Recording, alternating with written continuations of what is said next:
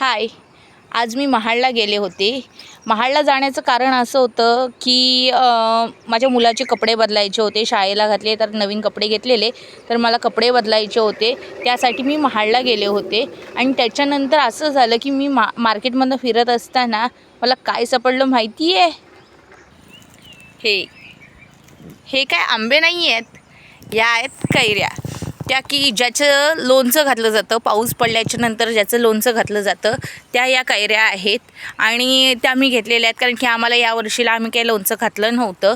तर त्याचसोबत तिथं आहे ना आदिवासी महिला आहे नाही का, ह्या कैऱ्या विकायला होत्या, भाजीपाला विकायला होता. तर तो भाजीपाला काय होता तर तो तुम्हाला मी दाखवते. ही कसली भाजी आहे? अच्छा, कालेरीची पानं. आणि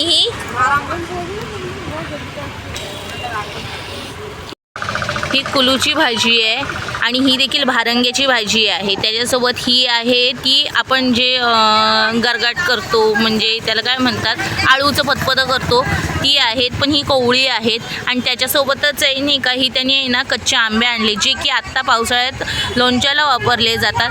आणि ह्यानी देखील त्यांच्यासारख्या सेम भारंगीची, कुलूची आणि वड्यांची म्हणजे कालेरीची पानं आणलेली आहे.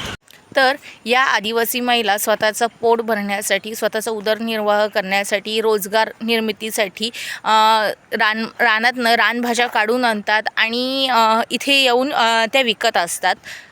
तर महत्त्वाचं म्हणजे काय, तर या आदिवासी महिलांमुळे शहरातील माणसांना रानभाज्या ज्या आहेत त्या खायला मिळत आहेत आणि त्या आपल्या शरीराला देखील पोषक असतात. त्याच्यामुळं ह्यांचा महत्त्वाचा वाटा आहे की ह्यांनी रानात जाऊन ती रानभाजी आणतात आणि शहरात येऊन ती विकतात.